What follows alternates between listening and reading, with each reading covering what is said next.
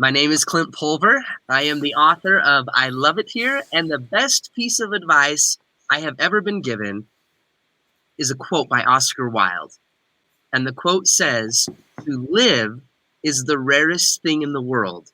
For most people, just exist, and that is all." Holy cow, dude. That's some powerful advice. So who gave that to you, Clint? A mentor of mine back in college, his name was Kirk Young, and I was sitting there just puzzled about my life, trying to figure out what I was going to do, what to study, and I honestly kind of chased the money a little bit in college. I was like, hey, I got to get the benefits. I got to get like the stable job. I've got to find, the salary. And he shared with me that quote, and he said, listen, do you realize that most people just exist every day? Most people just do the rinse and repeat. They do the 9 to 5. They come home, eat some dinner, maybe watch a little Netflix, hang out with the fam, and then they do it again. And there's nothing wrong with that. He's like, but for most people, they just feel like they're existing. And then you hit the midlife crisis, and people are stressed, or they're fatigued, or they hate their job, and they spend a lot of time at their job. But he said, to live, though, to really live, that is the rarest thing in the world. And he shared with me that quote, and it honestly changed my life and pivoted my whole life. After college, I quit my job and jumped into a brand new industry. And the day I quit that job and jumped into this world was truly the day I started living. It's one of the best pieces of advice I've ever had, ever. Wow.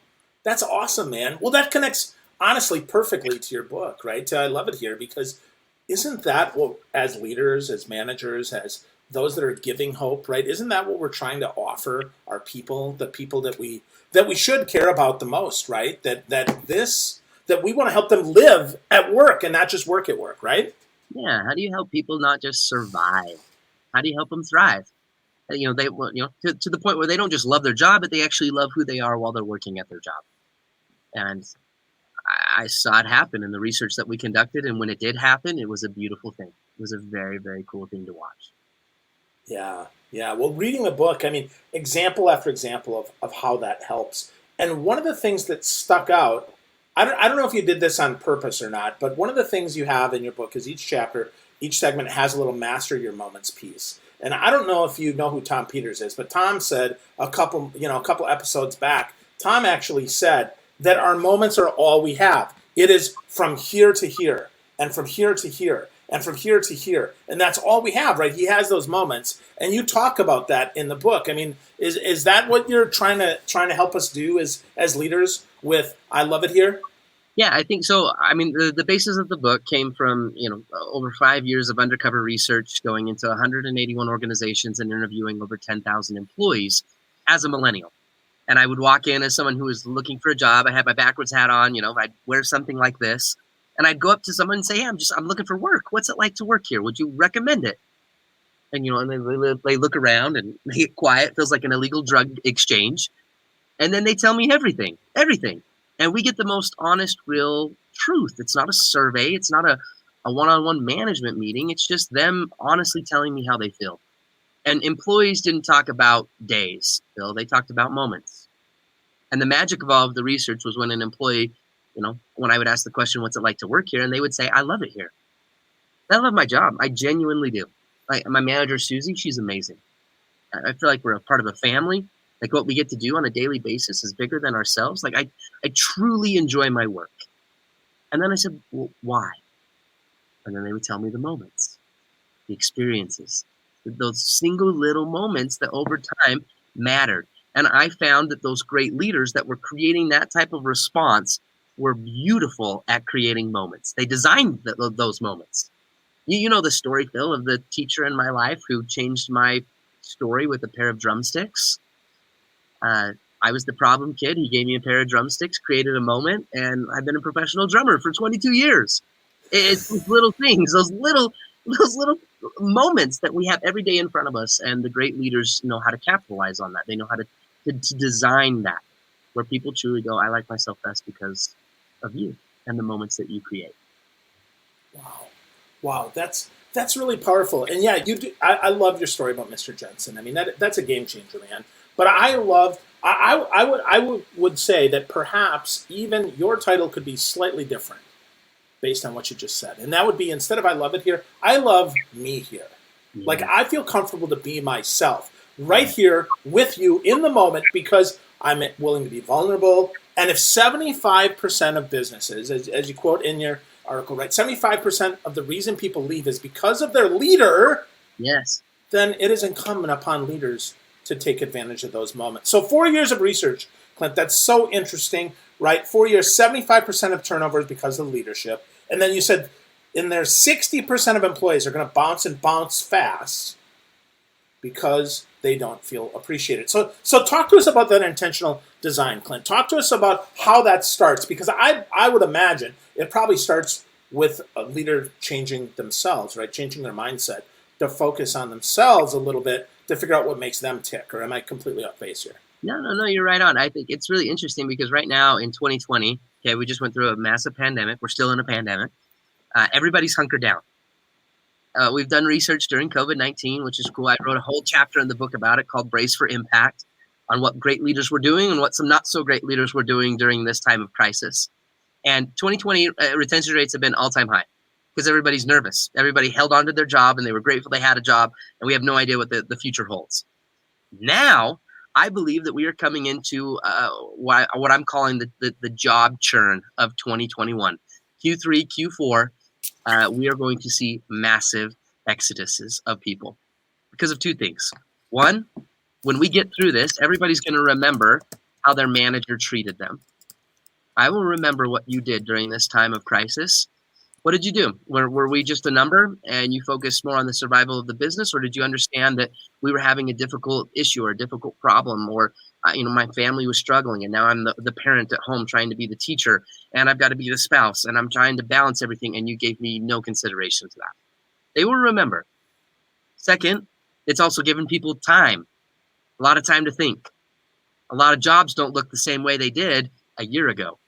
And we will see a massive exodus. Now more than ever, we need leaders to connect. You need to be checking on the status of your people. You need to be getting to the part about them.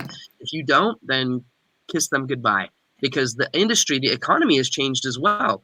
They can now work in San Diego and live in Texas. They can now, move to Florida and work in California because jobs have changed. And so the ability to look for, okay, what's going to, again, help me live a better lifestyle. I call it the 3 Ps. If they cannot find a sense of purpose in their work, if they can't provide in a way that's sufficient for them, and 3, they can't do something that has something to do with some purpose, like passion, purpose, and provide, the 3 Ps. If they don't have that, then they'll go and find that somewhere else. If they cannot grow where they are at in your business, they will go and grow somewhere else. Yeah, you make that really clear in the book, and you talk about connection there. You say the connection makes a great team. But talk to me about how that's been true for you, man. I mean, did you have a great leader, a great person that really connected you to the work, or did you have to find that on your own working for yourself? I mean, for me, I've had so many different mentors, great leaders that did connect to me, and they connected me in a personal way. They connected in a way that was professional in manners, right? Because there's a difference between someone as a boss who develops you and then someone who actually advocates for you. When an employee hated their job, they talked about the manager. When they loved their job, they talked about the mentor. I mean, and you look at like the Mr. Jensens in my life, or the Kirk Youngs, the guy that I just talked to at the very beginning, or I talked about at the beginning of this. Great people that got to the part about me. I think that every employer right now should remember that every employee is asking the question, let me know when it gets to the part about me. And some managers hear that and they go, those entitled little shining stars in my life, right? Let me know when it gets to the part about me. And I would say it's not so much about entitlement as it is about good business. It's about bringing humanity back into the workplace. And we have to do that. We have to be able to communicate the potential of somebody. Now, you've got some growth opportunities here. I see a future here. You're not just a cog in the wheel, and I'm here to help you get there. And then the second thing is recognizing them for what they do, who they are, what they contribute. Are they being seen? Are they being heard? Are they being understood? Recognition. Do we have recognition programs? Like potential and worth for people mattered. And it's about getting to the part about them. So many times, Phil, it's crazy. Leaders, they stand in front of a fireplace and they kind of look at a person like a fireplace. Look at an employee and they say, give me heat, then I'll give you wood. Give me heat, give me productivity, give me effort. Then I'll connect. Then we'll consider the raise. Then we'll consider, throwing a company party. But the difference is, again, remember, we have to get to the part about them. We connect, we build people up, we support, we encourage, we uplift them. We make sure that they know that we're an advocate. And then that allows us to withdraw more. It's like it's a bank account. You cannot withdraw that which you have not deposited. So deposit, make deposits of trust, connect, get to the part about them, and you will build a relationship of mentorship, not just management. Wow. Man, that's so good. I mean, that is a leader that I think just about anybody would want to work for. I mean, certainly some people are driven by only numbers. That's true, but most of us are driven by the person that we want to be with, the person that we want to spend time with, the person that when we're sick, that we go to work, not because of fear for losing our job, but because we don't want to disappoint the person that believes in us so much in that. And yet we know that if we talk to that person, that they would tell us to stay home. So that's an interesting, right? That's an interesting tension for sure. But we lose people, right? People quit. People move on. People say, you know what, I've had enough. You gave us such an amazing example in your book about the impact of one employee. So talk to us about that, because I think some people need to hear what that impact is to really believe, right? That is the fireplace thing. Show me the impact, Clint. Yeah. Tell me about that. Here's the thing. Like, have you seen the movie Sandlot, Phil? Yeah.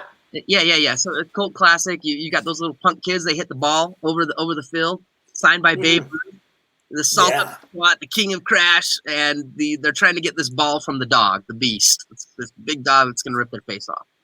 You remember Benny in the movie? Sure. Benny has the dream. Do you remember who appears to him in the dream? I'm missing it. Remind me. Babe Ruth. That's right. Yeah. Babe Ruth appears in the dream. The departing words, though, that he says to Benny, I'll never forget it. He says, heroes get remembered, but legends never die. And every time I hear that, I go, I switch it. And in my mind, I say, heroes get remembered, Mr. Jensen's never die. The Kirk Youngs never die. The people that got to the part about us, they never die. Because, I mean, for example, Phil, if I were to ask you, could you tell me who the last 3 NFL MVPs were? Do you know who they are? No. I could probably guess, but probably not accurately. What about the last 2 Academy Award winners for Best Actor? No, Could care less. Nope, doesn't matter to me. Yeah. Or who are the last 2 Miss Americas? Or like things in the world that a lot of people deem popular, deemed successful, and nobody knows. Nobody knows who those people are. They have millions of followers. They have millions of dollars. They'd be considered wealthy, successful people. But there's a difference between success and significance. Because, Phil, for example, if I were to ask you to tell me the name of one teacher who made a difference in your life, do you remember the name of? Sure. Yeah, every teacher I can tell you, right? I can start from little on, right? From Mrs. Leighton to my kindergarten, or Mrs. Domikos, Mrs. Leighton. First grade, Mrs. Hanson, who funny enough lives about an hour from me now here in Florida, right? Second grade was Mrs. Vaughn. I had Mrs. Shields and Mrs. James. And fourth grade, right? I mean, I can absolutely on and on. Mrs. Hassman, right? I mean, on and on. Yeah. Mrs. Grzyński, for sure, man. I mean, I can do that over and over and over again, of course, right? Exactly, because they were the people that got to the part about you. I guarantee you, they were the people that communicated your worth. That they looked at you and they said, Phil, hey, listen, you've got what it takes. I see you. They recognized your efforts. They also communicated your possibility, your potential, who you could become, what they saw when they looked at you. That's how you make impactful significance in someone's life. How you tell a better story, right? The heroes get remembered, but the Mr. Jensens never die because they got to the part about you. And I think that we have to remember in this world, this journey of management, that really is a part of it. Like you get to do that. It's a stewardship that where you get to care about people and not just manage their tasks, but you are a storyteller. Not in the story you tell, but in the story you help other people create.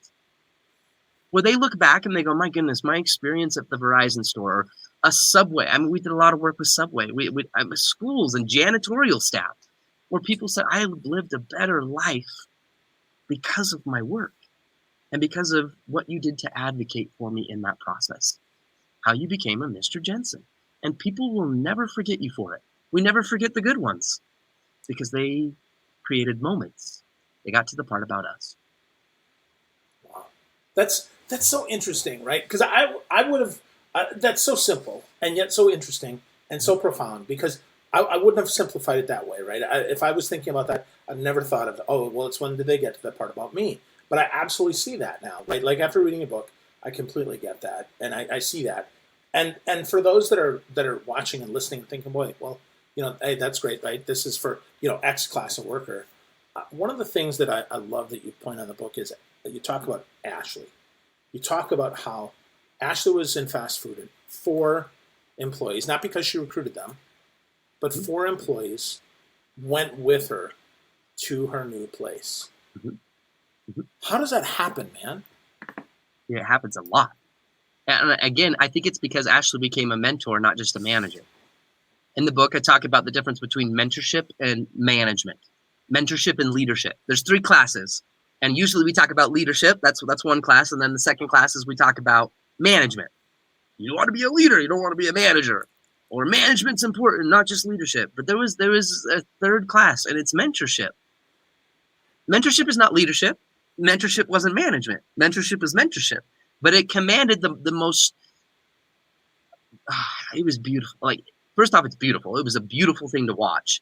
But second, it commanded loyalty where people would leave to follow somebody who was a mentor. They would literally leave and take less pay, go to a new environment. They would drive an hour and a half longer to follow somebody because they were a mentor. They to change their life and where they worked. And when we look at leadership, so leadership is the person who stands in front and they lead, right? What's the vision? What the direction? Where are we taking the ship? How do I get you to follow me? Right? That's a good leader. I want to move this in a certain direction, from point A to point B to point C. The manager is the person that's all about making sure that the ship has no leaks. How do I make the ship go faster? How do we create efficiency? But the mentor is the person who is taking care of the people on the ship. Mentors, again, were the thing that people talked about when they left their job. Not a manager. Nobody talked about a leader. Nobody really, they were like, oh, man, I stay here because our CEO kills it on time management. And I stay here because our CEO has such strong vision and outlined our productivity. And we hit our last quarter sales and we grew 13%. That's why I stay. Nobody said that. Nobody said that. They talked about the mentor and how the mentor advocated for their dreams.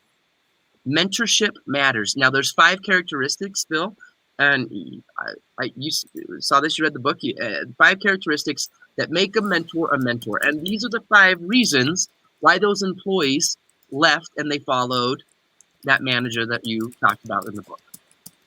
The first C is confidence. A great mentor has confidence. It's ability to create trust. I want to work with somebody who's confident in themselves, and they are also confident in that they can get me to where I want to go. It's the first C. The second C is credibility. What's your background? What's your resume? Okay, if we're selling cars and you're my sales manager, how many cars have you sold?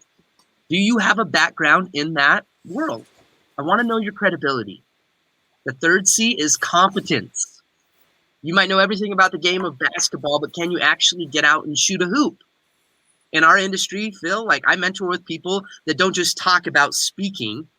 I want to work with somebody and mentor with somebody who's a practitioner, who's actually speaking, who's busy as a speaker. It builds greater trust. It's a reason for me to have you be a mentor. The fourth C is candor.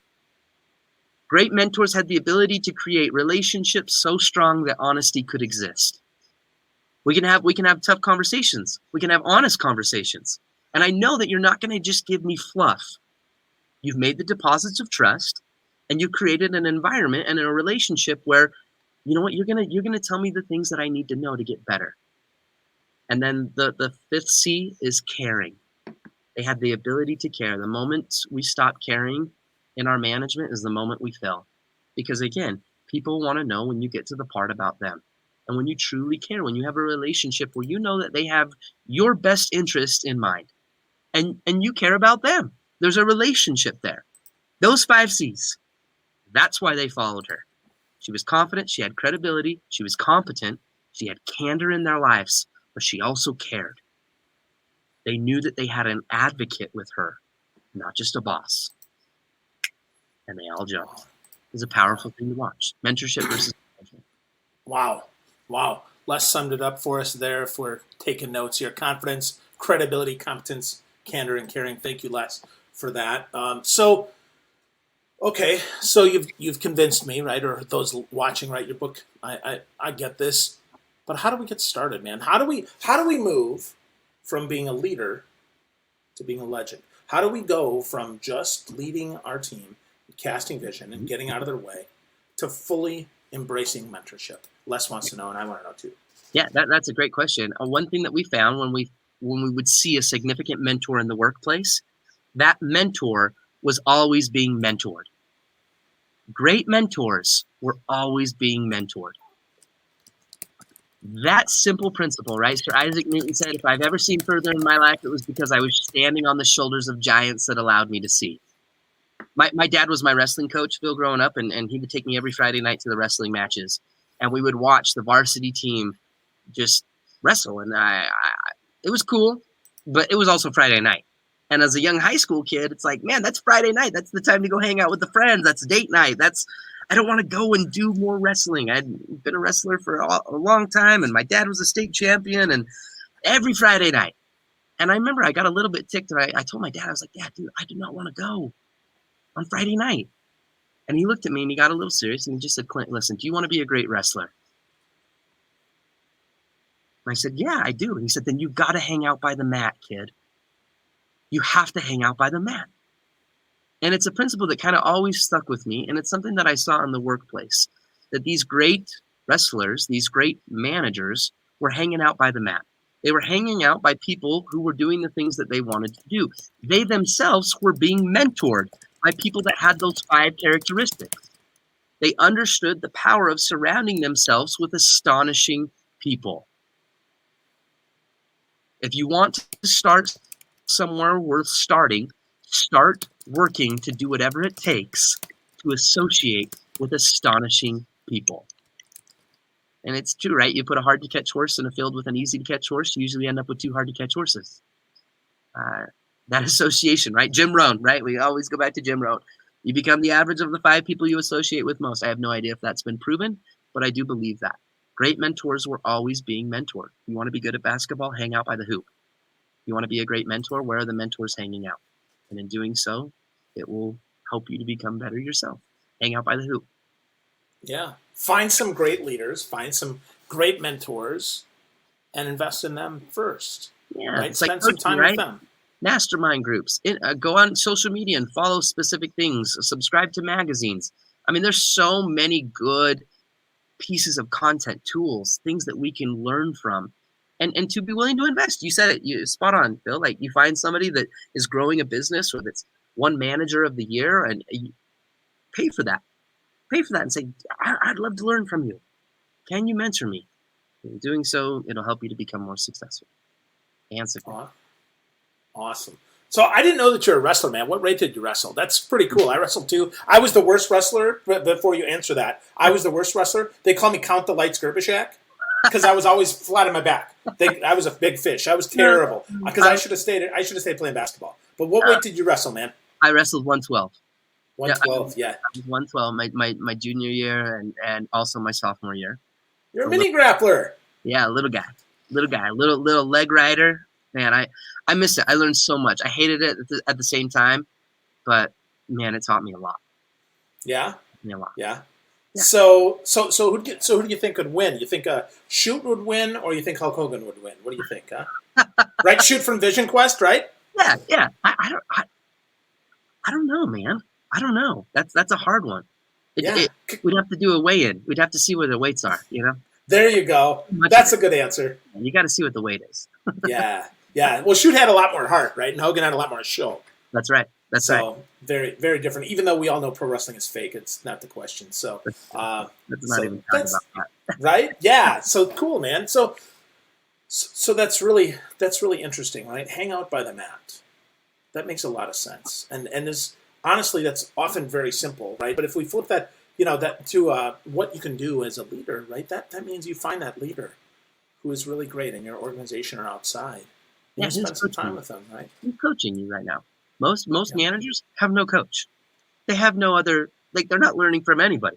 They read some book that somebody gave them, or they went through the 2-week little management course, or they went on some conference retreat and played golf half the time, and then they come back and they're expected to be a manager. Like, it's not how it works. And unfortunately, so many managers are just promoted into management, right? You were the good employee, you killed it in sales, company has no idea what else to do, so they promote you. Just because you're a manager doesn't make you a mentor. And there's a big difference between that. And so do what it takes to hang out by the hoop. Make sure you have a coach. Because it's hard. Yeah. It's so Yeah.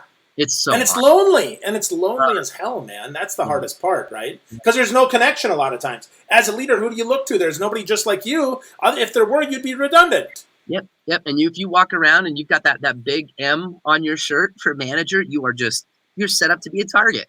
You will be ripped to shreds. People will talk about you. You will be disrespected. You will be talked about at the water cooler.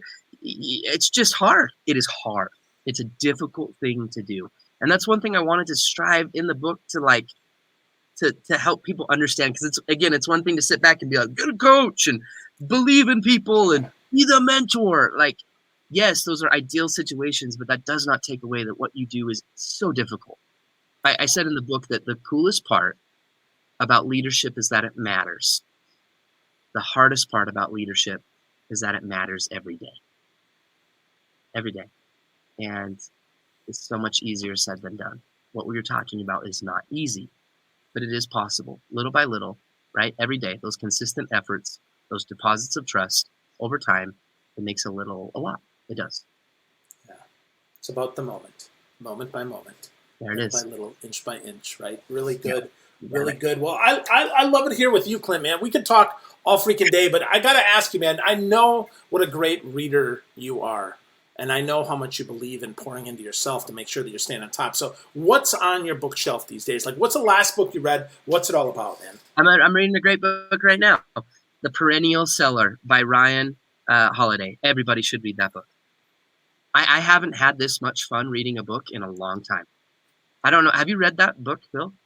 I haven't. It's on my list. It's on my list to read. I just moved, so yeah, I got to read it. Yep. It is unbelievably amazing. It's not one of his most famous books. A lot of people know Ryan Holiday for other stuff, but it's just all about how do you make your sales perennial, where it's not just a one quick shot, like you rise to the top of Amazon for 2 days and then you're forgotten. Like, how do you make a classic? How do you create moments in your product? How do you do something that becomes lasting, that's perennial? Every year it blooms, right? It's a gorgeous book. I also love A Million Miles in 1,000 Years by Donald Miller. Yes, I love that book. Yes. So good. Again, all about how to make your life a better story. It's fantastic. And then obviously the classics, Dale Carnegie, How to Win Friends and Influence People, Think and Grow Rich. But dude, the new book, Perennial Seller, that I'm reading right now, I haven't had that much fun reading a book in a long time. Awesome. And you read books, you don't listen to them, or you do both, or what? I read them. I tried the audio thing, but for me it's about retention. I'm trying to retain something, not just get through a book. For me, it really is a study.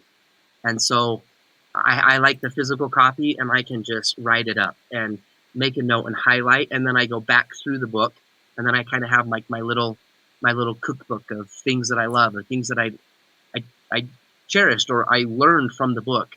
And then I go back through and I write that down. So it's something that I can go back and, what were the nuggets? What are the lessons that I need to apply? What are the things I need to do? What are the things I need to stop? So it makes the book more of an experience than just, I'm not smart enough to just listen to it and retain it all. I've got to have a process. No, that makes so much sense, man. I love that. I read a lot of books too. I mean, because I just moved, I don't have my library completely intact, but I've got tons of books as well. And I just for fun, I just look. I recognize that I bought the Kindle version of Perennial Seller 3 years ago. So shame on me for not getting through it yet. I knew it was in my stack, right? But I didn't know where it was. Man. Just full disclosure, right? So so that's cool, man. That's really great. I love the books that you recommended and that you recommend them for different reasons than I would recommend a book, and I love that. I think that's a great way to experience, right? You talk about experience in your book, right? That I love it here, and you talk about connection. So as we kind of wrap this up and bring this full circle, Clint, if a leader is looking to make that very first step into connection, because that is the most important thing, how do they make that step into connection with their team, into their sales organization, into maybe even into themselves, so that they can help others love me here? It's a hard question to answer, Phil, because a lot of people it just depends. There is no one-size-fits-all approach to this. Everybody's in a different spot. Some organizations are in different places. You're with different people. Sometimes you're a brand new manager. Sometimes you're the manager that's been there for 50 years. It just really depends. One thing, though, that I think is fairly universal is the principle of just asking people. Again, not rocket science, but it matters. You've heard the age-old adage of, if you can feed a man a fish, then you only feed him for a day. But if you can teach a man to fish, then you feed the guy for a lifetime. Every time I hear that, I say to myself, who said the guy wanted a fish? Who said he wanted a fish? Maybe the guy doesn't like fish. I'm not really a fish guy. Again, the point is asking your people. We found that great leaders conducted what we called status interviews. In some way, shape, or form, they had a good reading. They conducted a status check. They knew the pulse of their organization because they created relationships and connection where they could ask people. And it wasn't about performance. It wasn't the time to go and talk about our objectives or our sales goals. It was literally just a check-in on how they're doing. I came from the medical field. That was my background, and I spent a lot of time in the OR, and the medical doctors were always asking, what's the status? Give me a status update. And what they're really asking is, what are the vital signs? Every human, we all have vital signs: your body temperature, your heart rate, your body temperature, and your blood pressure. Those vital signs determine whether you're living or not. And those vitals fluctuate.